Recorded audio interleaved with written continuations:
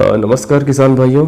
आज हम बात करेंगे प्रधानमंत्री किसान सम्मान निधि योजना के लिए पात्र और अपात्र होने के लिए क्या क्या शर्तें हैं, जिसके आधार पर हम प्रधानमंत्री किसान सम्मान निधि योजना के लिए यह आवेदन कर सकते हैं।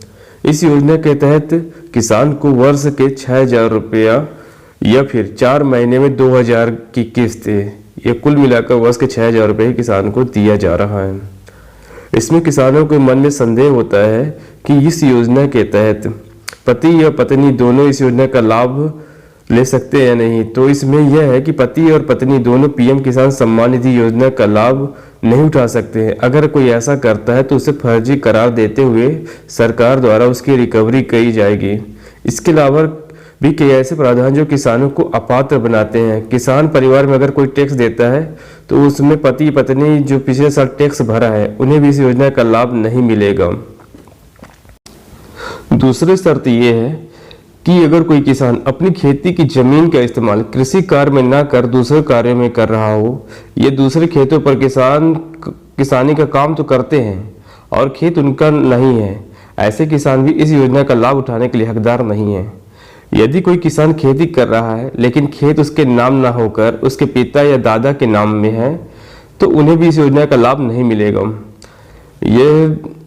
अब तीसरी शर्त यह है कि किसान कोई खेती कम जमीन का मालिक है लेकिन वह सरकारी कर्मचारी या रिटायर हो चुका हो, मौजूदा या पूर्व सांसद, विधायक, मंत्री है, तो ऐसे लोग भी किसान योजना के लिए लाभ के लिए अपात्र हैं। अपात्रों की लिस्ट में प्रोफेशनल, रजिस्टर्ड डॉक्टर, इंजीनियर, वकील, चार्टर्ड अकाउंटेंट आदि परिवार भी शामिल होते हैं। जो इनकम टैक्स दे रहे हैं वो भी इस योजना का लाभ नहीं ले सकते हैं। और भी जानेंगे किसान सम्मान निधि योजना में। इस योजना के तहत सभी भूमिधारक किसान परिवारों को 3 समान किस्त में प्रति वर्ष 6,000 रुपये की आय सहायता प्रदान की जाएगी।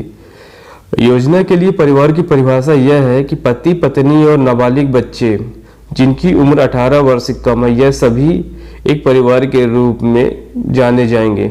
राज्य सरकार और केंद्र शासित प्रदेश प्रशासन उन किसान परिवारों की पहचान करेगा जो इस योजना के तहत पात्र या अपात्र होंगे।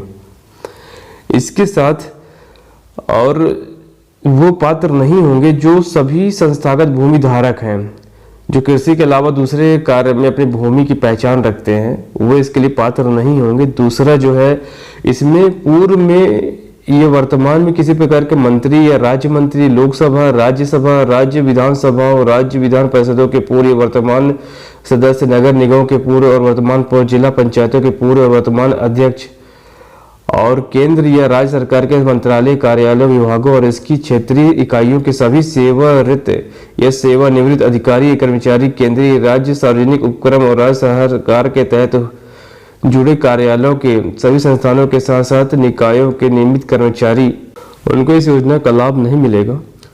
और भी कोई समस्या होगा किसान भाइयों के मन में तो वो बेझिझक मुझे क्वेश्चन कर सकते हैं। कमेंट में अपना क्वेश्चन लिख देंगे तो मैं उसका रिप्लाई तुरंत आपको दे दूंगा।